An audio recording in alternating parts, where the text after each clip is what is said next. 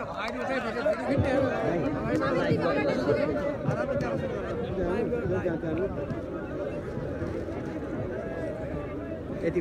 कार्यक्रम का श्रद्धेय सभाध्यक्ष महोदय, कार्यक्रम का विशिष्ट अतिथि नेपाली कांग्रेस का केंद्रीय सदस्य आदरणीय नेता सरिता प्रसाईज्यू, नेपाली कांग्रेस चितवन जिल्ला कार्य समिति का पूर्व सभापतिज्यूहरू, जनप्रतिनिधि साथीहरू, पार्टी को विभिन्न जिम्मेवारी निर्वाह गरिराख्नुभएका मेरा संपूर्ण अग्रज मान्यवर, यहाँ उपस्थित संपूर्ण बुवाआमा दाजुभाइ दिदीबहिनीहरू, यहाँहरू सबैलाई मेरो तर्फबाट र सिङ्गो नेपाली कांग्रेसको तर्फबाट हार्दिक अभिवादन। जय नेपाल।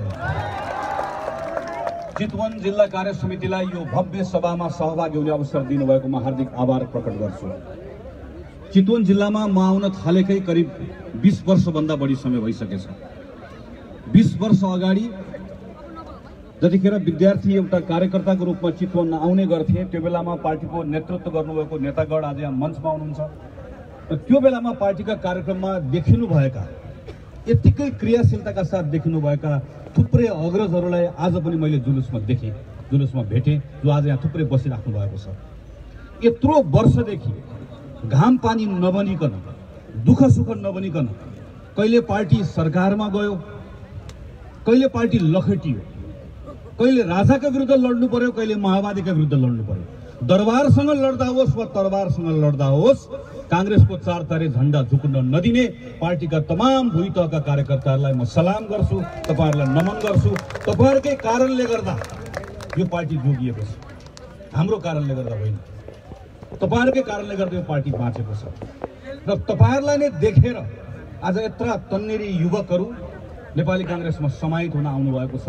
म तपाईहरु सबैलाई एकपटक फेरि हार्दिक अभिनन्दन गर्छु। केही महत्त्वपूर्ण साथीहरू आज हाम्रो पार्टी प्रवेश गर्नु भएको छ।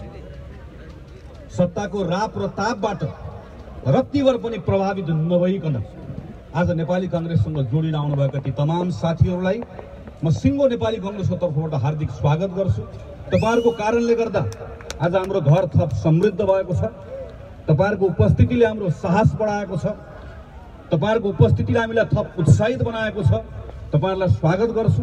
चितवन नेपाली कांग्रेसले तपाईहरु सबै साथीहरुको रुचि अनुसार, योग्यता अनुसार तपाईहरुको व्यवस्थापन गर्ने नै छ र नेपाली कांग्रेसको एउटा कार्यकर्ताको तर्फबाट यति तपाईहरुको बीचमा संकल्प गर्छु, जो आज यो पार्टी प्रवेश गर्नु भएको छ। फागुन 3 गते चितवन जिल्लामा मैले गल्ती गरेछु भनेर तपाईलाई पश्चाताप हुने मौका अवसर कांग्रेसले कुनै पनि क्षण आउन दिने छैन। यो हाम्रो संकल्प हो। 16 वर्ष अगाडि 2061 सालमा तत्कालीन राजा श्री 5 महाराजाधिराज ज्ञानेन्द्र विक्रम शाहदेव जिल्ला जिल्ला घुम्न गइबक्सन्थे। कहिले बुटवल, कहिले धनगढी, कहिले चितवन, कहिले नेपालगञ्ज। महाराजाको सवारी हुँदै गर्दा थुप्रै मानिसहरू लाइन बस्थे। जहाँ जहाँ महाराजा गइबक्सन्थ्यो त्यो ठाउँमा ठुलो हुल भिड पनि हुन्थ्यो। ती मानिसहरू कोही काठमाडौँबाट आएको राजासँग के माग्न पाइन्छ कि भनेर हात थाप्न पनि आएका थिए। कोही महाराजका समर्थक पनि थिए, निसन्देह थिए। तर धेरै मानिसहरू किन आएका थिए भने महाराजलाई लाग्यो यी मेरा समर्थक हुन्, यी मेरो जय जय गर्न आएका। तर हामीले महाराजलाई भन्यो, होइन महाराज, यी तपाईका समर्थक होइन नि, हजुरका समर्थक होइन, मौसुफका समर्थक होइन नि, यी मौसुफको जय जय भनेर भन्न आएका होइनन्। यी ज्येष्ठ 19 गते राजा वीरेन्द्र सहित वीरेन्द्रको सम्पूर्ण वंशको नाश भइसके पछाडि राजा हुने लाममा नपरेका, नाम नभएका व्यक्ति एकाएक राजा भए। यी कस्ता रहेछन् भनेर हेर्न आएका होइनन्। नझुक्की बक्स महाराज। हामीले भन्यौं, महाराजले पत्याएनन्। दुःख महाराजले पाए। अहिले सम्माननीय प्रधानमन्त्री खड्गप्रसाद ओली पनि कहिले चितवन, कहिले दाङ, कहिले बुटोल, कहिले धनगढी प्रधानमन्त्रीको पनि सवारी चलिरहेको छ। प्रधानमन्त्री जाँदा जानुभएको छ, मानिसहरू आएका छन्। कोही प्रधानमन्त्रीलाई समर्थन गर्नेहरू पनि छन्, निसन्देह छन्। प्रधानमन्त्रीका थुप्रै समर्थक छन्। कोही बोकेर आएका छन्, कोही बोकाइ मागेर आएका छन्। प्रधानमन्त्रीलाई के लागेको छ भने मौसुफलाई लागेको जस्तै तमाम सबै मानिसहरू मेरा समर्थक हुन्, मेरा जय जयकार गर्न आएका हुन्। प्रधानमन्त्री उत्साहित भएर बाकस बाकस भन्दै हुनुहुन्छ। तर प्रधानमन्त्रीलाई सम्झाउनु पर्ने बेला भएको छ। जसरी श्री 5 महाराजधिराजलाई सम्झायौं त्यसै गरी सम्माननीय प्रधानमन्त्रीलाई सम्झाउनु पर्ने बेला भएको छ। सम्माननीय प्रधानमन्त्री केपी शर्मा ओलीले देशका लागि देशवासीका लागि के भन्नुहुन्छ के गर्नुहुन्छ भन्ने सम्मानका साथ विश्वासका साथ तपाईलाई भेट्न तपाईलाई आस्था प्रकट गर्ने नागरिक आएका होइनन्। दुःखका साथ भन्नुपर्छ, क्षमा गर्नुहोला प्रधानमन्त्रीजी, मलाई यो भन्ने मन थिएन। तर तपाईलाई केवल एउटा हास्य कलाकारको रूपमा सुन्न आएका छन् भनेर भन्दै गर्दा मलाई निको लागेको छैन। प्रधानमन्त्रीजीलाई सामाजिक सञ्जाल एकदमै मनपर्छ। प्रधानमन्त्रीजी अहिले टिकटकमा हुनुहुन्छ। तपाईहरुले बेलुका टिकटक तपाई चलाउनुहुन्छ, गएर हेर्नुहुन्छ, गएर हेर्नुभयो भने मलाई एउटा टिकटकको एउटा भिडियो कसैले देखाइदियोस् जहाँ प्रधानमन्त्री केपी शर्मा ओलीले देशका नाममा देशवासीका नाममा भरोसा दिने कुनै कुरा गर्नुभएको छ र त्यसलाई आम नेपालीहरूले रुचाएर त्यसलाई एकअर्कासँग शेयर गरेका छन्, हेरेका छन्। एउटा देखाउन सक्नुहुन्छ? प्रधानमन्त्री देखाउन सक्नुहुन्छ? सक्नुहुन्न। प्रधानमन्त्री जहाँ जहाँ जानुहुन्छ मानिसहरूबाट दुःखका साथ भन्नुपर्छ, के कुराहरू सुन्न पाइन्छ, के कुरामा हाँस्न पाइन्छ भनेर जान्ने अवस्था आज बन्न पुगेको छ। 3 वर्ष अगाडि, ठिक आजभन्दा 3 वर्ष अगाडि संसदमा यसै गरिकन रोस्टममा उभिएर भनेको थिएँ, जतिखेर प्रधानमन्त्रीले विश्वासको मत पाउनु भएको थियो, तपाईलाई नेपालको इतिहासमा सबैभन्दा बढी अनुकूलता प्राप्त भएको छ। तपाईलाई कांग्रेसको तर्फबाट शुभेच्छा छ। राम्रो काममा तपाईलाई साथ र सहयोग रहन्छ। तर तपाईको काउन्टडाउन सुरु भयो। अब किन्तु परन्तु केही पनि चल्दैन। तपाईको घोषणा पत्र तपाईलाई पढेर सुनाउँछ। तपाईले गरेको वाचा तपाईले पूरा गर्नुपर्छ। एक कुराको हिसाब किताब हुन्छ। प्रधानमन्त्रीलाई म भनेको सम्झन्छु। मैले बोलेपछि प्रधानमन्त्री एकछिनपछि आउनुभयो र मलाई उल्ल्याउनु र मलाई उल्ल्याउँदै भन्नुभयो, अघि भर्खर एउटा नानी सांसदले आएर मेरा बारेमा के भनेर गए। सांसद अहिले घर गए हुन्छ, नानी आनन्दले सुते हुन्छ। 5 वर्ष नानीको सुत्ने पालो, देश चलाउने पालो हाम्रो। यो भन्दै गर्दा संसदमा टेलिभिजनमा देखाइन्छ। प्रधानमन्त्रीले मलाई उल्ल्याउँदै गर्दाखेरि टेबल नेकपाको सांसदले यसरी ठोक्दै गर्दा सबभन्दा जोडले कसले ठोक्नुभयो भनेर हेरेको तपाईहरुको सांसद पुष्पकमल दाहाल प्रचण्ड ठोक्दै हुनुहुँदो रहेछ। तपाईहरुको सांसद सुरेन्द्र पाण्डे ठोक्दै हुनुहुँदो रहेछ। तपाईहरुको सांसद कृष्ण भक्त पोखरेल ठोक्दै हुनुहुँदो रहेछ। अघि 3 वर्षपछि, अस्ति 3 वर्षपछि मैले हेरेको रत्न पार्कमा बसेर हामी यहाँ छौँ भनेर छाती ठोक्दै हुनुहुँदो रहेछ। 3 जना लाइन लागेर बसेको म सम्झन्छु त्यो क्षण। 3 वर्ष अगाडि हामीले भन्यौं, धेरैले पत्याउनु भयो। 3 वर्षपछि आज धेरैलाई लागेको छ। साथीहरू प्रश्न गर्नुहुन्छ, संसद विघटन भएको छ, चुनावको घोषणा भएको छ, तपाई संसद विघटनको पुनर्स्थापनाको पक्षमा हो कि चुनावको पक्षमा हो? म साथीहरूलाई भन्छु यो प्रश्नै गलत छ। गलत प्रश्नको सही उत्तर आउँदैन। प्रश्न संविधानको विघटन भएको छ।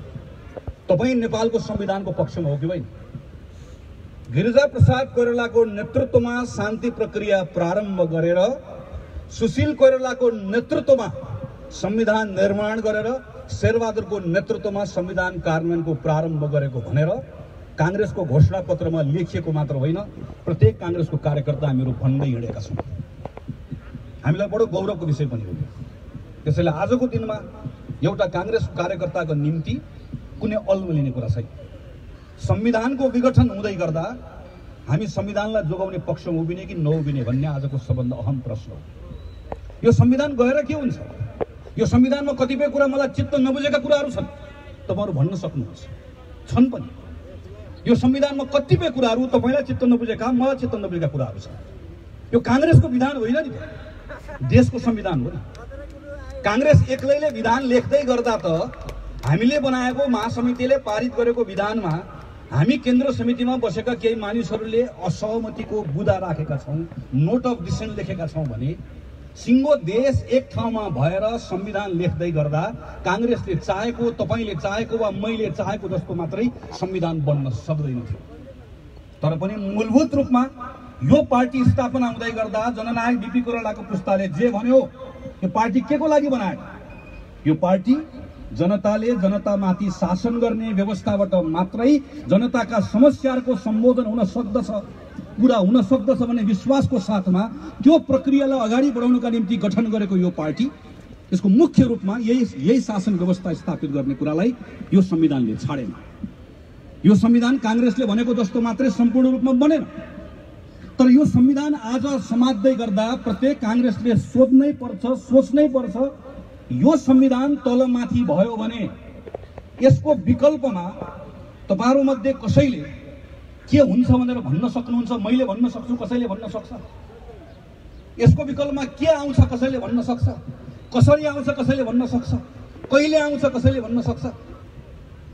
आज हामीसँग जे छ भएको कुरामा टेकेर, भएका कमजोरीहरूलाई सच्याएर, नभएका कुराहरूलाई थपेर अगाडि बढ्ने एउटा आधार हामीसँग छ। यो आधार हामीले छोड्यौं भने हामी ठूलो दुर्घटनामा पर्छौं। 2015 सालमा बीपी कोइरालाको नेतृत्वमा सरकार बन्यो। राजा महेन्द्रसँग एउटा विश्वास गर्यौं हामीले कि एउटा संवैधानिक राजा छ, संसदीय प्रजातन्त्र छ, 2/3 बहुमत भएको सरकार छ, संविधान छ। यो संविधानमा टेकेर अगाडि बढ्ने आधार छ। भारतको संविधानमा पनि कार्यकारी अधिकार राष्ट्रपतिले प्रयोग गर्छ लेखिएको छ। बेलायतको परम्परामा पनि धेरै कुरा रानीको मार्फतबाट हुन्छ। हाम्रो संविधानमा पनि लेखिएको थियो, तर अभ्यासका क्रममा जनताबाट निर्वाचित भएको जननिर्वाचित प्रधानमन्त्रीले नै त्यो अधिकारको प्रयोग गर्ने अवसर आउँछ, विस्तार स्थापित हुँदै जान्छ भन्ने हाम्रो विश्वास रह्यो। राजा महेन्द्रले महत्त्वाकांक्षा नराख्नु भएको भए आज हामीसँग संसदीय प्रजातन्त्र र संवैधानिक राजतन्त्रको 60 वर्षभन्दा लामो इतिहास हुन्थ्यो। आज हामीसँग बलियो लोकतान्त्रिक संस्थाहरू हुन्थे। आज संवैधानिक राजा पनि रहन्थे होला। आज हामीसँग राजनीतिक दलहरू, जनतामा भिजेका राजनीतिक दलहरू हुन्थे। हामीसँग उच्च स्तरको लोकतान्त्रिक संस्कृति हुन्थ्यो र हामी आज विकासको अर्को चरणमा पुगेको अवस्था हुन्थ्यो होला भनेर अनुमान गर्न सकिन्छ।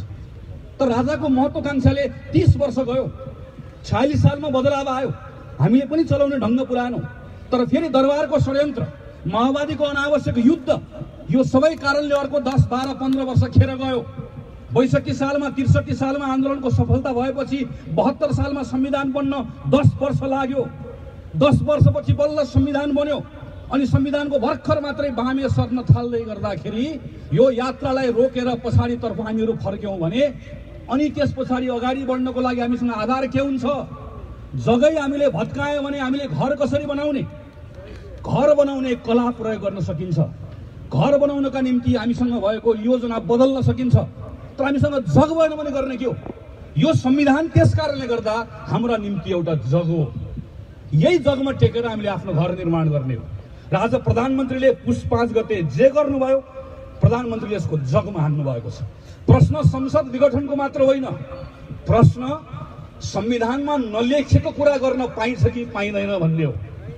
प्रश्न संविधानको शासन हो कि सनकको शासन भन्ने हो।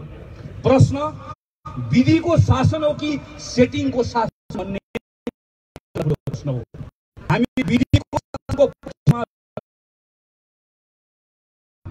हामीले मान्नुपर्छ।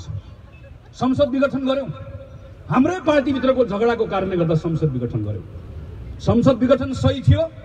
थिएन, गलत थियो। इतिहासले त्यसलाई प्रमाणित गर्यो। हामीले त्यसको सजाय पायौं।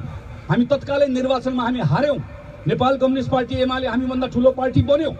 दण्ड हामीले पायौं। गलत थियो, तर असंवैधानिक थिएन। किन? हाम्रो संविधानमा एउटा धारा लेखिएको थियो, जुन धारामा हामीले लेख्यौं, भन्यौं कि बहुमत प्राप्त गरेको प्रधानमन्त्रीले चाहेको बेलामा संसद विघटन गर्न सक्छ। त्यो धारालाई हामी 2047 सालको संविधानको धारा 53(4) भनेर चिन्दछौं। मनमोहन अधिकारीले पनि संसद भङ्ग गर्नुभयो, सूर्यबहादुर थापाले पनि संसद भङ्ग गर्नुभयो, सदर भएन। शेरबहादुर देउवाले संसद भङ्ग गर्नुभयो र पछिल्लो पटक संसद भङ्ग गर्दै गर्दा हाम्रो अनुभव रह्यो संसद मात्र गएन, व्यवस्थै गयो। हामी फेरि संविधान सभामा आयौं। संविधान सभामा फरक फरक मतहरू थिए। माओवादी प्रत्यक्ष निर्वाचित प्रधानमन्त्री चाहन्थ्यो, एमाले प्रत्यक्ष निर्वाचित प्रधानमन्त्री चाहन्थ्यो, कांग्रेस संसदीय व्यवस्था चाहन्थ्यो। अनि हाम्रो आफ्नै अनुभवहरू थिए। ती अनुभवहरूबाट हामी एउटा निष्कर्षमा पुग्यौं। एकै रातमा पुगेको होइन। 6 वर्ष लगाएर लगातार काम गरेपछि कांग्रेस, एमाले, माओवादी, राष्ट्रपति विद्या भण्डारी, प्रधानमन्त्री केपी ओली, पुष्पकमल दाहालदेखि लिएर सुशील कोइराला, रामचन्द्र पौडेल, शेरबहादुर देउवा सबैजना भएको संविधान सभामा हामी एउटा निष्कर्षमा पुग्यौं र हामीले लेख्यौं, न बेलायतको जस्तो न भारतको जस्तो, न अमेरिकाको जस्तो, न फ्रान्सको जस्तो, न जापानको जस्तो, नेपालको जस्तो हाम्रो माटोलाई यहाँको निम्ति चाहिने, हामीलाई मिल्ने, हाम्रो अनुभवबाट सिकेर हामीले आफ्नै खालको एउटा मौलिक व्यवस्था संविधानमा गर्छौँ भनेर भन्यौँ र लेख्यौँ। संसदीय व्यवस्था राख्ने, 165 निर्वाचन क्षेत्र बनाउने, 165 निर्वाचन क्षेत्र र 110 वटा समानुपातिकबाट आएको संसदहरूले निर्वाचित गर्ने प्रधानमन्त्रीलाई, तर निर्वाचित गरेको प्रधानमन्त्रीलाई 2 वर्षसम्म अविश्वासको प्रस्ताव ल्याउन नपाउने संसारमा एउटा पनि संविधान छैन यस्तो जहाँ निर्वाचित प्रधानमन्त्रीलाई निर्वाचित गर्ने मण्डलले 2 वर्षसम्म अविश्वासको प्रस्ताव ल्याउन पाउँदैन। हामीले राख्यौँ। किन राख्यौँ? गिरिजाप्रसाद कोइरालामाथि ल्याएको प्रस्तावको अनुभवले राख्यौँ। मनमोहनमाथिको, शेरबहादुरमाथिको त्यो अनुभवहरूबाट हामीले लेख्यौँ र हामीले भन्यौँ बहुमत प्राप्त प्रधानमन्त्रीले संसद विघटन गर्न पाउँदैन। आज अदालतमा बहस चलिरहेको छ। अदालतमा बहस चलिरहेको बेलामा बेला बेन्चबाट प्रश्न सोधिन्छ, बहुमत प्राप्त प्रधानमन्त्रीलाई सरकार चलाउन मन लागेन भने के गर्ने भन्ने प्रश्न सोधिन्छ। मैले सधैँ उत्तर दिने गरेको छु, बहुमत प्राप्त प्रधानमन्त्रीलाई संसदबाट बहुमत प्राप्त प्रधानमन्त्रीलाई सरकार चलाउन मन लागेन भने खुर्कन घर जाने, घर बस्न मन लागेन भने वन जाने। घर र वन जाने भन्दा बाहेक हाम्रो संविधानले अर्को कुरा गर्न दिँदैन। आज जितनारायण श्रेष्ठ नेपाली कांग्रेस चितवन जिल्लाको सभापति हुनुहुन्छ। शेरबहादुर देउबा प्रधानमन्त्रीले जितनारायण श्रेष्ठलाई चितवन जिल्लाको सभापतिबाट निकाल्नु भयो भने जितनारायण श्रेष्ठले भन्नुहुन्छ, सभापतिजी यो अवैधानिक हो, म चितवनको पार्टीको साथीहरूबाट निर्वाचित भएको छु, हाम्रो विधानले यो चिन्दैन, यो भन्नुहुन्छ। तर शेरबहादुर देउबाले यहाँको नेपाल कम्युनिस्ट पार्टीको अध्यक्षलाई, यहाँ तपाईँ आजदेखि नेपाल कम्युनिस्ट पार्टीको जिल्लाको अध्यक्ष रहनु भएन भनेर चिठी काटिदिनु भयो भने त्यो अध्यक्ष कहाँ जानुहुन्छ? उहाँले के भन्नुहुन्छ? शेरबहादुर देउबा काङ्ग्रेसको सभापति, उहाँ नेकपाको जिल्ला अध्यक्ष। काङ्ग्रेसको सभापतिले विधानमा टेकेर काङ्ग्रेसको सभापतिलाई निकाल्न मिल्ला वा काङ्ग्रेसको जिल्ला सभापतिले प्रश्न गर्न मिल्ला, तर काङ्ग्रेसको सभापतिले नेकपाको जिल्ला सभापतिलाई पदबाट हटाइदियो भने नेकपाको जिल्ला सभापतिले के भनेर प्रश्न गर्छ? उसले के भन्छ? तपाईँले मलाई हटाउन पाउनुहुन्न, तपाईँ र मेरो सम्बन्धै छैन, तपाईँ र मेरो साइनो नै छैन, तपाईँलाई म चिन्दिनँ। हो, ठ्याक्कै त्यस्तै हो। बहुमत प्राप्त गरेको प्रधानमन्त्रीले हाम्रो संसदलाई छुन्नै पाउँदैन, चिन्नै पाउँदैन, सक्दैन। उसलाई विघटन गर्ने अहिले बहुमत प्राप्त प्रधानमन्त्री केपी शर्मा ओलीले हाम्रो संसद विघटन गर्ने भनेको नेपाली कांग्रेसको सभापतिले नेकपाको अध्यक्षलाई वा नेकपाको अध्यक्षले कांग्रेसको सभापतिलाई हटाएको जस्तै हो। यसलाई हामी के भन्छौँ? यसलाई हामी अनधिकृत भनेर भन्छौँ।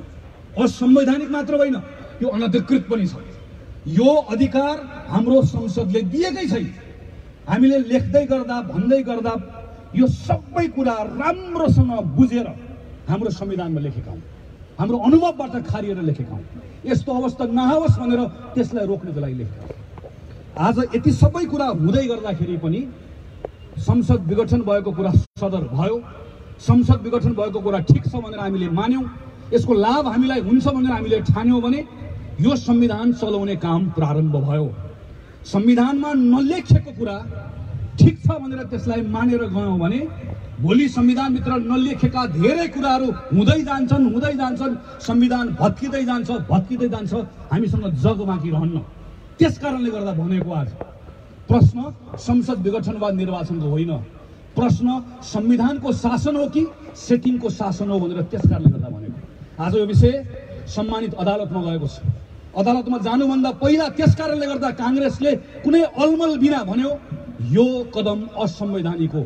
पुस 5 गते नेपाली कांग्रेसले केपी शर्मा ओलीको संसद विघटनको कदमको बारेमा टिप्पणी गर्दै गर्दा यसलाई अराजनैतिक मात्र भनेन, अलोकतान्त्रिक मात्र भनेन, यसलाई असंवैधानिक हो भन्ने निष्कर्ष निकाल्यो। आज अदालतमा यो विषय विचाराधीन छ। आज म यहाँ बोल्दै गर्दा अदालतमा छलफल भइरहेको छ र एउटा कांग्रेसको कार्यकर्ताको रूपमा मलाई मेरो अदालतमाथि सम्पूर्ण रूपमा विश्वास छ। त्यही विश्वासले त म भन्दैछु कि यो अदालतबाट संसद पुनर्स्थापना भन्दा अर्को कुरा हुन सक्दैन, किनकि जुन संविधान पल्टाएर पुस 5 गते शेरबहादुर देउबाको नेतृत्वमा कांग्रेसले यो कदम असंवैधानिक हो भनेर निर्णय गर्यो, अदालतको प्रधान न्यायाधीशको नेतृत्वमा रहेको बेन्चले पनि पल्टाउने संविधान यही हो। अनि कांग्रेसले नदेखेको संविधानको धारा अदालतले देख्न सक्दैन। किनकि हुँदै नभएको धारा उसले पनि भेट्दैन, हामीले पनि भेटेनौँ, उसले पनि भेट्दैन। हाम्रो विश्वास यही, हामीले यतिखेर अदालतलाई भन्ने एउटा मात्रै कुरा हो, जसरी 2034 साल कार्तिक 23 गते अदालतमा उभिएर जननायक बीपी कोइरालाले भन्नुभयो, बिना कुनै पक्षपात, बिना कुनै गोप्य निर्देशन, बिना कुनै भय यो अदालतले निर्णय गरोस्, यो अदालतले खासखुस नगरोस्, यो अदालतले कसैको निर्देशन नसुनोस्, न्यायको 4 किल्लाभित्र न्यायको हत्या नहोस्, अदालतले आफ्नो मान कायम राखोस्। मैले भनेको होइन, तपाईँ र मेरो नेता बीपी कोइरालाले अदालतमा उभिएर भन्नुभएको। केही बीपी कोइरालाको कार्यकर्ता भएर आज यो मञ्चमा उभिएर भन्दैछु, मेरो अदालत यो प्रधानमन्त्रीसँग नडराओस्, प्रधानमन्त्रीको धम्कीसँग अदालत नडराओस्। धेरै दिन छैन, संसदको पुनर्स्थापना भएपछि प्रधानमन्त्रीले ठुलो खर्च गरेर दमकमा भ्यू टावर बनाउनु भएको छ, प्रधानमन्त्रीलाई विचरण गर्न त्यही पठाउने हो हामीले। अदालत नडराओस्, अदालतले हिम्मत गरोस्, मेरो कुरा पनि नसुनोस्, यो सभा पनि नहेरोस्, प्रचण्डको सभा पनि नहेरोस्, केपी ओलीको सभा पनि नहेरोस्। अदालतले केवल संविधानको धारा मात्र हेरोस्, अदालतले केवल आफ्नो कर्तव्य मात्र पुरा गरोस्, आफ्नो धर्म मात्र निर्वाह गरोस्। आज भन्नुभयो, अब केही दिनमा अदालतले संसदको पुनर्स्थापनालाई सदर गर्छ। मलाई लागेको कुरा भन्नुभयो, मेरो केही टिप्पणी छैन। तर सँगसँगै नेपाल कम्युनिस्ट पार्टी भन्ने पार्टीलाई यसले खारेज गर्छ, फ्रिज गर्छ। सूर्य चिन्ह, हाम्रो चुनाव चिन्ह डाँडाबाट उदाउँदै गरेको सूर्य हुन्छ। अरू मागिरहेका कम्युनिस्टहरूले कहाँ गएर चुनाव लड्छन् हामीलाई थाहा छैन।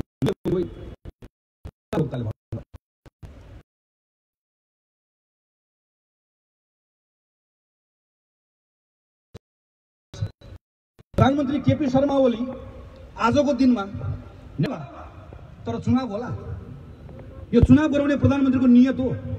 प्रधानमन्त्री चुनाव गराउँदै र चुनाव नगराउने कुराको दोष कसलाई बोकाउने भनेर दोषको भारी मात्र बोकाउन खोज्दै हुनुहुन्छ। काङ्ग्रेसले पनि यो कुरा बुझ्नुपर्छ, अदालतले पनि कुरा बुझ्नुपर्छ। अदालतले बुझ्नुपर्छ, न्याय बुझेको छ। मलाई विश्वास कि न्याय अदालतको आफ्नै आचार संहिताले भन्छ, न्यायाधीशको आचार संहिताले भन्छ, न्याय गरेर मात्र हुँदैन, न्याय गरेको देखिनुपर्छ। आजको दिनमा प्रधानमन्त्री केपी शर्मा ओलीले पैसा तिरेर अदालतमा उभ्याएर बहस गर्न लगाएको वकिल बाहेक र प्रधानमन्त्रीको कार्यक्रममा आएर थप्पड बजाउन आएका केही मानिसहरू बाहेक एकजना पनि स्वतन्त्र भनेर चिनिएको एउटा मान्छे कसैले देखाइदियोस् मलाई, जसले यो बेलामा छाती ठोकेर नेपालको संविधानमा प्रधानमन्त्रीलाई संसद विघटन गर्ने अधिकार छ भनेर भन्छ। भन्न सक्छ? सक्दैन। किन सक्दैन? छैन, त्यसैले भन्न सक्दैन। त्यसैले म सम्मानित अदालतलाई आग्रह गर्छु, प्रधानमन्त्रीले भन्नुभयो मेरो सनकलाई अदालतले सदर गर्छ, मैले सब मिलाएको छु, अदालत देखाइदियोस्। तपाईँले राष्ट्रपति मिलाएको जस्तो नेपालको अदालत मिलाउन सम्भव छैन सम्माननीय प्रधानमन्त्रीजी भनेर नेपालको अदालतले देखाइदिन्छ भन्ने कुराको विश्वास हो हाम्रो।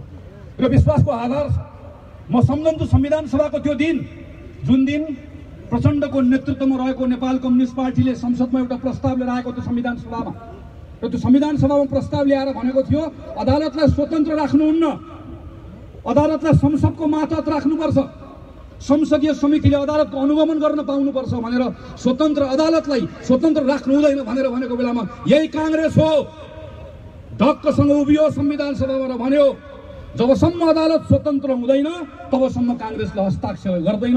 अदालतको स्वतन्त्रता काङ्ग्रेसको त्यही अडानबाट आएको, त्यही काङ्ग्रेसको भूमिकाको आधारमा पनि काङ्ग्रेस आज सर्वोच्च अदालतबाट त्यो कुराको अपेक्षा गरिरहेको छ। यत्रो महामारी भर्खर हामीले खेप्यौँ, हाम्रो कति आफन्तहरू हामीले गुमायौँ, तपाईँकै पनि कति साथीभाइ प्रियजन तपाईँले गुमाउनु भयो होला।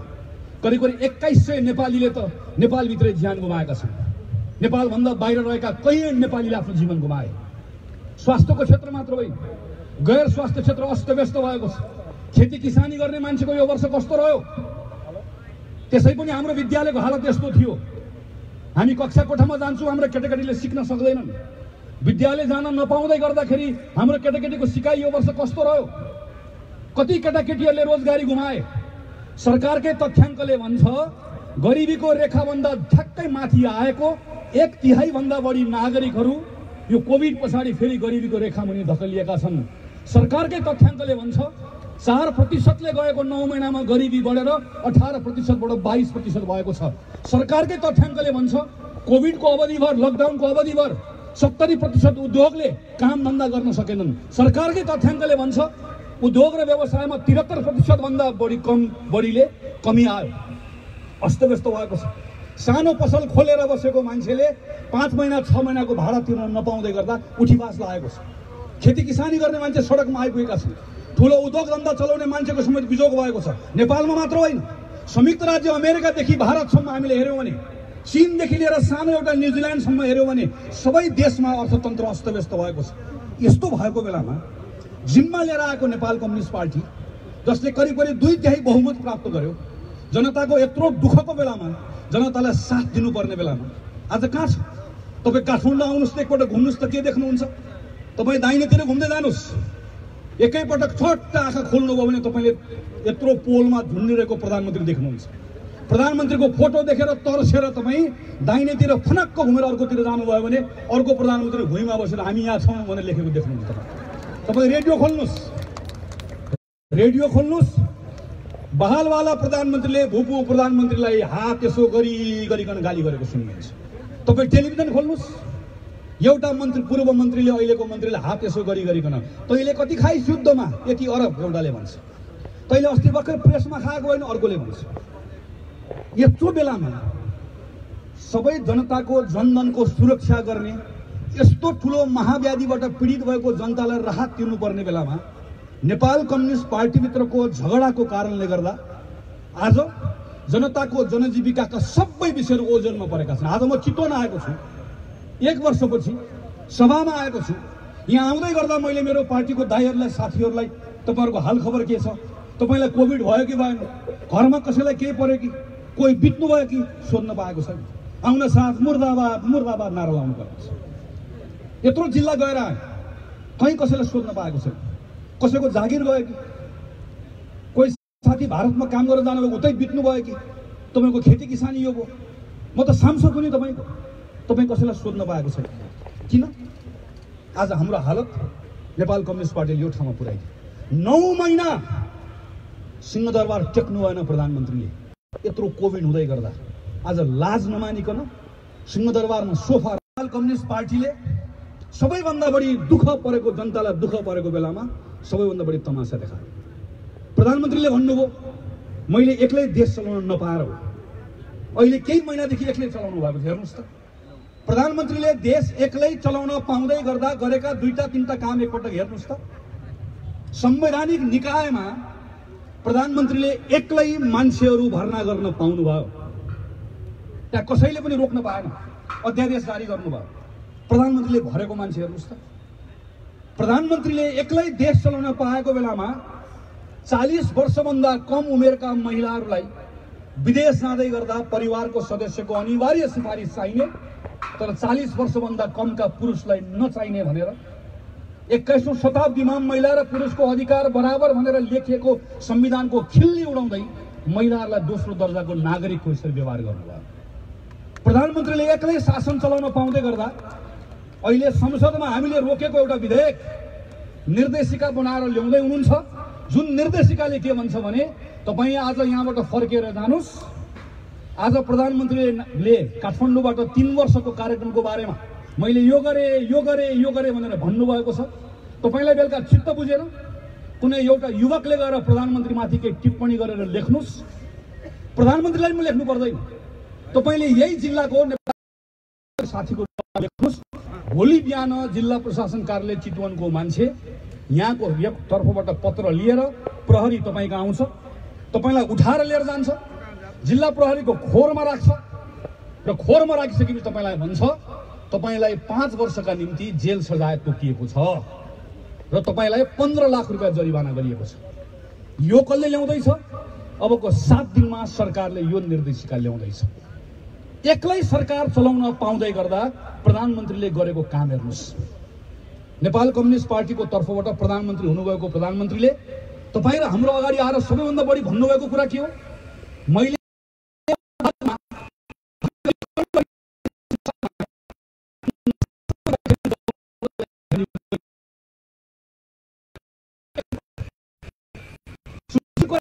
प्रधानमन्त्री भारत र चीनले लिम्पियाधुरा र लिपुलेखमाथि भारतको अधिकार छ भनेर चीन र भारतको बीचमा सम्झौता गरे। पत्र काट्ने प्रधानमन्त्री सुशील कोइराला भारतलाई पनि काटे, चीनलाई पनि काटे। खबरदार, हाम्रो भूमि हो। भारतले पनि भन्यो, चीनले पनि भन्यो, नेपाललाई नबनिकन हामी छलफल गर्दैनौँ। त्यसपछि केपी ओली प्रधानमन्त्री भए, शेरबहादुर भए, प्रचण्ड भए, भारतले केही पनि चलाएन। तर अहिले केपी ओली प्रधानमन्त्री भएको बेलामा भारतले एकतर्फी रूपमा यो जमिन मेरो हो भनेर नक्सामा जब आफ्नो नक्सामा प्रकाशित गर्यो, सबैभन्दा पहिला को बोल्यो? संसद बोल्यो। सबैभन्दा पहिला कुन पार्टी बोल्यो? काङ्ग्रेस बोल्यो। काङ्ग्रेस मात्र बोलेन, नेकपा पनि बोल्यो, जसपा पनि बोल्यो, सबै पार्टी बोल्यो। सिङ्गो संसद बोल्यो, प्रधानमन्त्रीलाई बोलायो, निर्देशन दियो, कार्तिकमा दियो, मङ्सिरमा दियो, पुसमा दियो। प्रधानमन्त्रीले के भन्नु? प्रधानमन्त्रीले भन्नुभयो नक्सा छापेर कोही ठुलो हुन्छ, प्रेसमा गएर छापिदिउँ भनेर भन्नु। म अहिले पनि सम्झन्छु, भारतले टेरेन। भारतले आफूले बनाएको नक्सामा आफूले लिएको ठाउँमा एकतर्फी रूपमा बाटो बनायो। फेरि संसद बोल्यो, काङ्ग्रेस बोल्यो, नेकपा बोल्यो, सबै बोल्यो, देश बोल्यो। अनि प्रधानमन्त्रीले पनि त्यो बोलीमा साथ दिनुभयो। संसदमा प्रस्ताव ल्याउनु भयो, टेबल ठोकेर भोट हालेर काङ्ग्रेस सबै मिलेर पास गर्यो। एकजना सांसद सरिता गिरीले मात्र त्यसको विपक्षमा बोल्नु भयो। उनको पार्टीले पनि उसलाई संसदबाट निकाल्यो। सिङ्गो देश एक ठाउँमा आयो। नेपालको भूभाग चलाउँदै गर्दा के काङ्ग्रेस, के कम्युनिस्ट, के मधेसी, के पहाडी, के हिमाली, जनै लाउने नलाउने, टोपी लाउने, धोती लाउने एक ठाउँमा आएर भन्यो हाम्रो भूभाग हो, भारतले छुन पाउँदैन। यस्तो विषयलाई प्रधानमन्त्रीले नेपाल कम्युनिस्ट पार्टीको झगडाका लागि प्रयोग गर्ने, पटक पटक भन्ने, मलाई घेराबन्दी गर्यो, मलाई नक्सा बनाउँदै गर्दा अप्ठ्यारो पर्यो। म प्रधानमन्त्री केपी शर्मा ओलीलाई चुनौती दिएर भन्न चाहन्छु, तपाईँले नेपाली तपाईँ प्रधानमन्त्री हो, तपाईँ सडकमा हिँडेको हावरा होइन। तपाईँले बोलेको कुरालाई पुष्टि गर्नुपर्छ, तपाईँले बताउनुपर्छ। तपाईँले नेपालको नक्सामा लिम्पियाधुरा लिपुलेख राख्दै गर्दा तपाईँलाई अप्ठ्यारो कसले पार्यो? तपाईँको विरोध कसले गर्यो? तपाईँलाई घेराबन्दी कसले गर्यो? उत्तर दिन सक्नुहुन्न, किनकि कोही पनि थिएन। जबरजस्ती नेपालीहरूको देशभक्तिको भावनालाई उत्तेजित बनाएर त्यसबाट शक्ति आर्जन गर्नुहोस्। अब यो बिग्दैन, यो नचलेपछि के गर्नु छ? तपाईँ र मेरो मनभित्र भएको धार्मिक आस्थालाई अब खेल्नु छ। प्रधानमन्त्री पशुपति जानुभयो, प्रधानमन्त्रीको छनौटको कुरा हो। पशुपति जानुहोस्, ढोग्नुहोस्, शिव भगवान तपाईँको पनि हो, मेरो पनि हो। आराध्य पशुपतिनाथमाथि जाने मेरो जति हक छ तपाईँको पनि हक छ। तर पशुपतिको प्राङ्गणमा उभिएर जब तपाईँ पशुपतिको रक्षा मैले गर्छु भनेर गफ दिनुहुन्छ, तपाईँलाई मैले सम्झाउनु पर्ने हुन्छ। तपाईँ जतिखेर हायत होटेलभित्र लुकेर तपाईँ कोरियाबाट आउनुभएको माताले दिएको होली वाइन खाँदै हुनुहुन्थ्यो, हामी त्यही पशुपतिको प्राङ्गणमा बसेर आराधना। तपाईँ कहाँ हुनुहुन्थ्यो त्यो बेला? तपाईँ मार्क्स मात्र छ भन्दै गर्दा हामी ईश्वरको नाममा शपथ लिएर तपाईँ कहाँ हुनुहुन्थ्यो त्यो बेलामा?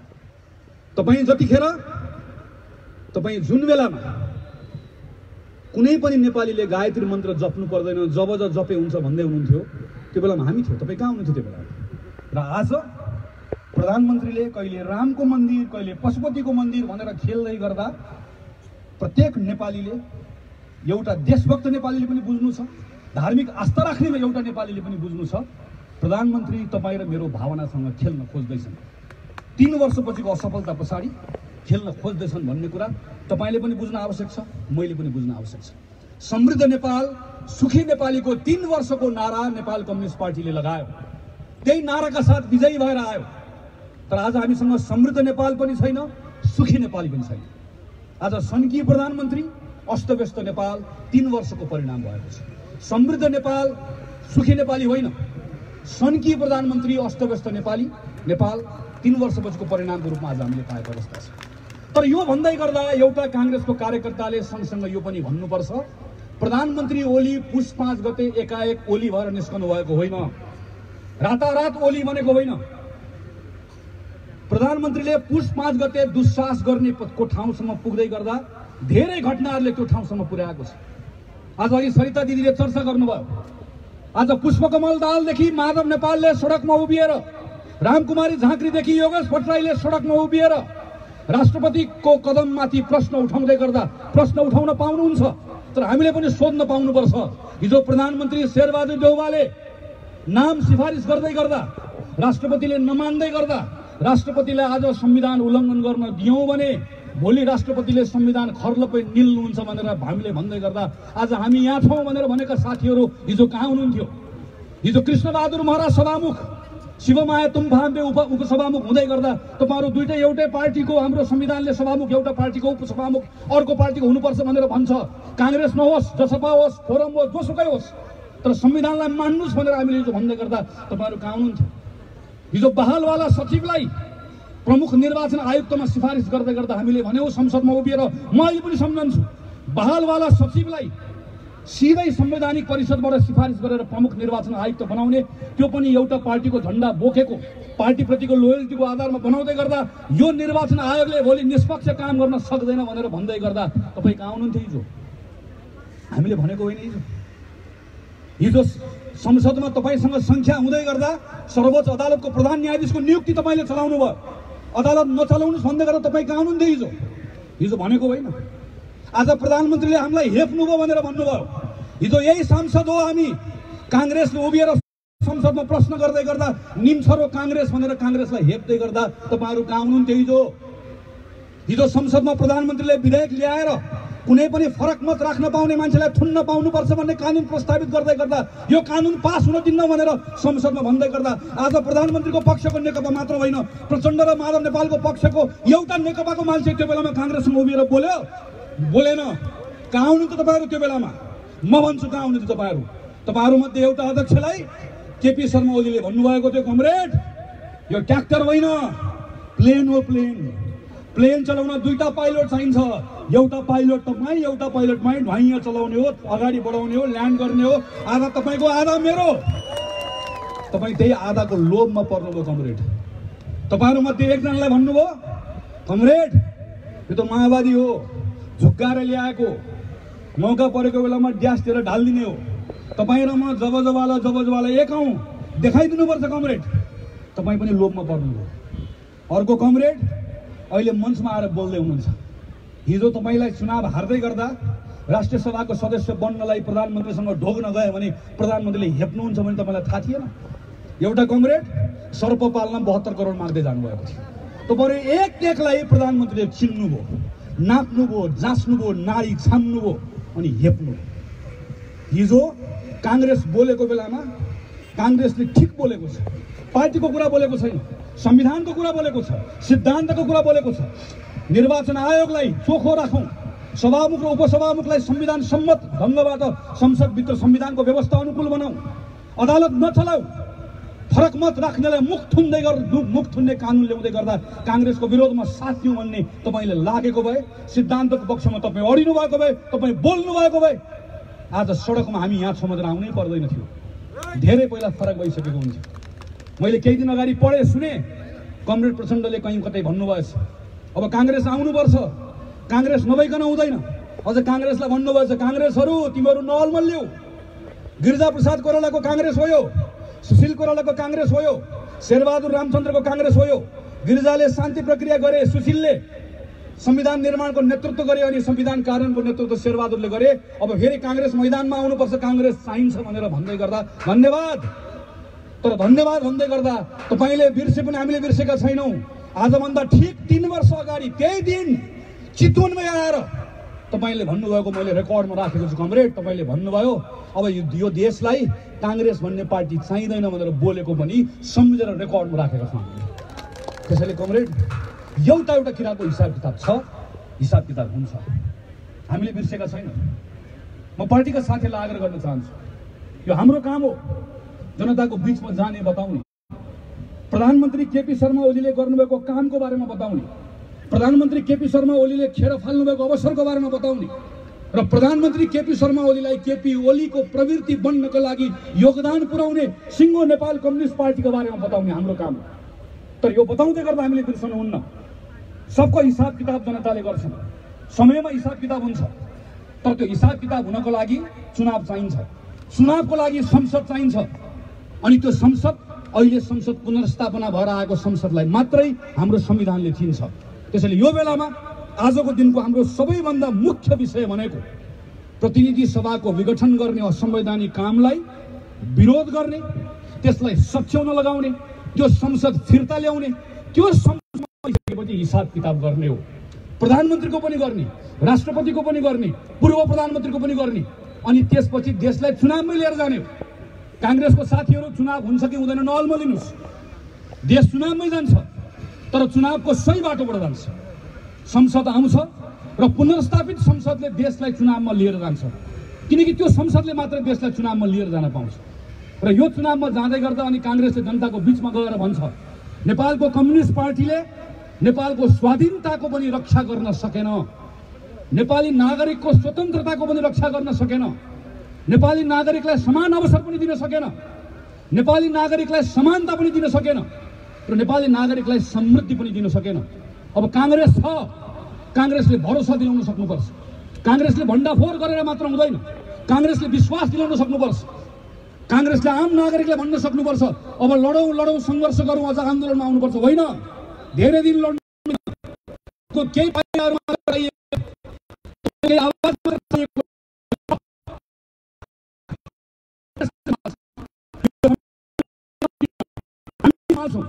देशलाई चुनावमा पनि लिएर जान्छौँ, संसद ल्याउँछौँ, चुनावमा लिएर जान्छौँ, र त्यो चुनावबाट शानदार ढङ्गले कांग्रेस विजयी भएर पनि आउँछ, चितवनको 3 सिटबाट विजयी भएर आउँछ भनेर जनताको बिचमा कांग्रेसले भन्न सक्नुपर्छ। हिजो कांग्रेसले गरेका गल्तीहरूको लागि पनि माफी माग्नुपर्छ। हिजो गरेका गल्तीहरू हामी गर्दैनौँ, हिजो गरेका कमजोरी हामी गर्दैनौँ। नेपाल कम्युनिस्ट पार्टीले गर्न सकेन भनेर मात्र हामी आउँदैनौँ, हामी देश यसरी चलाउँछौँ भनेर योजना सहित आउँछौँ। हामी भारतलाई अँध्यारोमा उज्यालोमा आएर भारतलाई ललकार्ने, अँध्यारोमा गएर खुट्टा ढोक्ने काम पनि गर्दैनौँ। हामी भारत र चीनलाई जिस्काउने काम पनि गर्दैनौँ। हामी भारतसँग पनि, चीनसँग पनि, अमेरिकासँग पनि, सिङ्गो संसारसँग जस्तो अँध्यारोमा व्यवहार गर्छौँ, उज्यालोमा त्यस्तै व्यवहार गर्छौँ। नेपालको स्वाधीनताका सन्दर्भमा कोहीसँग सम्झौता गर्दैनौँ। स्वाधीन नेपालभित्र जुनसुकै जातमा जन्मिए पनि, महलमा जन्मे पनि, झुपडीमा जन्मे पनि, कसैको घर र परिवारमा जन्मेको आधारमा उसको अवस्था र भाग्य र भविष्य निर्धारण हुने यो अवस्थालाई हामी बदल्छौँ। जहाँ जन्मिए पनि एउटा नेपालीले समान अवसर पाउने अवस्थालाई हामी त्यो ठाउँमा पुर्याउँछौँ। हामी यो संविधानलाई पढ्ने काम मात्र होइन, संविधानलाई पालना गर्ने काम मात्र होइन, संविधानमा लेखेका कुराहरूलाई अगाडि बढाउने काम गर्छौँ। महिला र पुरुषलाई 33% भनेको कुरालाई मन्त्र जस्तो पढेर भनेको ठाउँमा 33% दिने, नभनेको ठाउँमा 3% पनि नदिने होइन। हामी सबै ठाउँमा महिला र पुरुषलाई बराबर हुने गरिकन त्यो अवस्था निर्माण गर्नका लागि निरन्तर प्रयास गर्छौँ। हामी नेपालभित्रका मधेसी र थारूहरू नेपालको सेनाको सेनापति किन भएर आउन सकेनन्, नेपालको एउटा दलितको छोराछोरी नेपालको उच्च ठाउँमा किन पुग्न सकेन, त्यो प्रश्न गर्छौँ, त्यो प्रश्नको उत्तर खोज्छौँ। हाम्रा युवाहरू त्यत्रो ठुलो सङ्ख्यामा कतारमा गएर काम गर्नु परेको छ, इजरायलमा गएर छोरीहरूले काम गर्नु परेको छ, दिनका दिन त्यत्रो बाकस नेपाल आएको छ, तिनले पठाएको कमाईको आधारमा देशको ढुकुटी चलेको छ।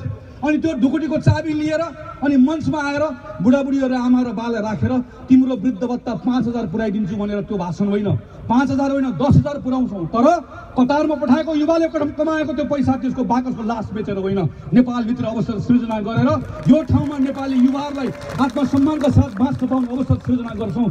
यो काङ्ग्रेसको समुन्नत नेपालको कल्पना हो। कोखदेखि शोकसम्म, कात्रोदेखि यो कोखदेखि शोकसम्म, जन्मेदेखि मरेसम्मको त्यो सबै ठाउँमा नेपाली कांग्रेस आम नागरिकसँग उभिन्छ भन्ने एउटा सङ्कल्पका साथ, विश्वासको साथ जनताको बिचमा कांग्रेस जाने हो, हाम्रो बारेमा बताउने हो। तर अहिले यो बेलामा अघि सरिता दिदीले भन्नुभएको जस्तै हाम्रो काम सम्हाल्ने काम पनि हो। नेपाल कम्युनिस्ट पार्टीको नेतृत्व गर्नुभएको प्रधानमन्त्री अर्को नेपाल कम्युनिस्ट पार्टीलाई सडकमा राखेर एउटा ठुलो भिडन्त मचाउन खोज्दै हुनुहुन्छ। युद्धबाट कति दुःखका साथ कांग्रेसले बाहिर निकाल्यो यो पीडा हामीलाई थाहा छ।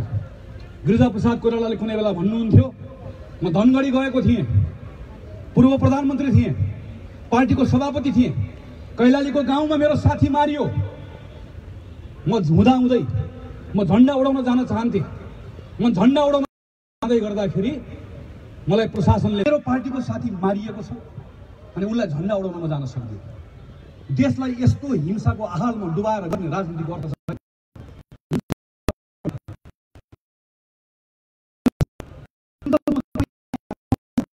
हाम्रा आफ्ना पीडाहरू छन्, यही चितवनमा हुनुहुन्छ, यही मञ्चमा हुनुहुन्छ। मसँग नारा लाउँदै गरेको भाइ मलाई बताउँदै हुनुहुन्थ्यो साथीहरूले, कति शहीद परिवारको साथीहरू यहाँभित्र हुनुहुन्छ। आफ्नो घाउहरू बिर्सिएर त्यो बेलामा तपाईँहरू सबैजना गिरिजाप्रसादले गरेको त्यो सङ्कल्प पछाडि उभिनु, हामी उभियौँ किन? देशलाई हिंसाबाट बाहिर निकाल्नु। अनि एउटा प्रधानमन्त्री जसले 2/3 करिब 2/3 बहुमत पाएको छ, जसले यत्रो घर सम्हाल्ने मौका पायो, यत्रो इतिहासमा कसैले नपाएको अवसर पायो, त्यो प्रधानमन्त्रीले हुँदा खाँदाको संसद विघटन गर्छ। अनि तपाईँ र मेरो अगाडि आएर खेरि के धाक लगाउँछ भने अब म 2/3 बहुमत ल्याउँछु भनेर धाक लगाउँछ। आफ्नो घर सम्हाल्न सक्दैन। नेपाल कम्युनिस्ट पार्टीको झगडा झगडा हो। जग्गा नहुनेको, बाटो कसको हिँड्नेको, गाडी कसको हाँक्नेको कम्युनिस्ट पार्टीको नाम। पहिले घर कसको भयो? घरपट्टिको। बालबाटार पनि खरलप्पे खाए, मिलेर खाए। तैँले खाइस् मैले खाइस् भन्दैछ। वारी यता बस्नेले प्रेस खाएको छ, भिडेको छ, त्यसको नाममा झगडा गरेको छ, त्यसको नाममा हुँदा खाँदाको बहुमत डुबाएको छ, देशलाई भड्खालो मारेको छ, यस्तो अस्तव्यस्त बनाएको छ। अनि त्यो नेपाल कम्युनिस्ट पार्टीले आज आएर सारा देशलाई अस्तव्यस्त बनाएर यो बेलामा फेरि अर्को भिडन्तमा लिएर जान पुग्दैछ।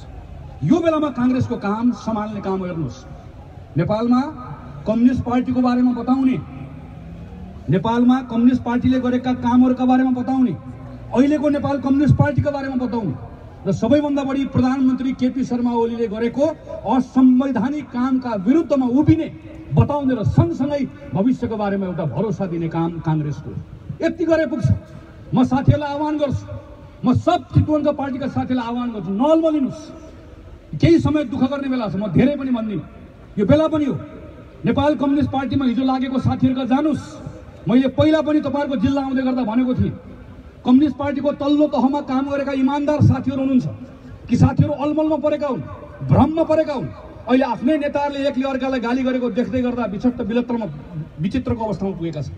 ती साथीहरूलाई भेट्नुहोस्, उनीहरूलाई भेटेर भन्नुहोस् काङ्ग्रेस छ, तपाईँहरूको क्रियाशीलतालाई काङ्ग्रेसले ठाउँ दिन्छ भनेर भन्नुहोस्।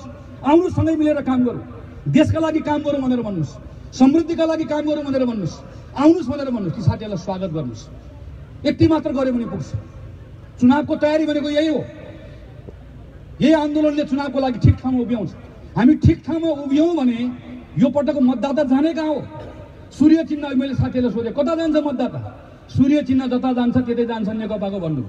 अनि मैले साथीलाई भने होइन, यो पटक एकातिर सूर्य गयो भने बादल लागेको छ, अर्कोतिर सूर्य गयो भने त्यो पहिले प्रचण्ड गर्मी भएको छ। जता गए पनि घामले पोल्नेवाला छ कि बादल लाग्नेवाला छ। फर्केर रुखै मुनि आउने हो, हामी कहीँ आउने हो। हामी ठिक ढङ्गले उभिनुपर्छ। हामीलाई देख्दै गर्दा भरोसा लाग्नुपर्छ। हामीलाई देख्दै गर्दा कुनै ढलमल अलमल देखिनुहुन्न। दृढसँग उभिएको काङ्ग्रेस, जसले सत्यको पक्षमा उभिएको छ, सिद्धान्तको पक्षमा उभिएको छ, देशलाई जोगाउने एउटा सङ्कल्प लिएको छ, त्यो काङ्ग्रेसको ठाउँमा जनता आफै गोलबन्द भएर आउँछ। म चितवनको आम साथीहरूलाई अपिल गर्न चाहन्छु, त्यस्तो काङ्ग्रेस हामीले बनाउने हो। अबको काङ्ग्रेस तपाईँलाई रुखमा मात्र मत हाल्न लगाउने काङ्ग्रेस हुन्छ। अबको काङ्ग्रेसले तपाईँलाई हँसिया हथौडामा हलोमा कहीँ पनि मत हाल्न लगाउँदैन। काङ्ग्रेसले केवल रुख चिन्दछ, रुखलाई मान्दछ, रुखमा मात्र मत हाल्छ भन्ने स्थिति हामीले बनाउने हो, बनाउँछौँ। यही सङ्कल्प लिँदै चितवनको आम साथीहरूले यस्तो अप्ठ्यारो बेलामा जसरी काम गर्नुभएको छ, अझ उत्साहका साथ तपाईँहरूले काम गर्नुहुन्छ भन्ने उच्च विश्वास राख्दै मेरो आफ्नो कुरा। धन्यवाद, नमस्कार।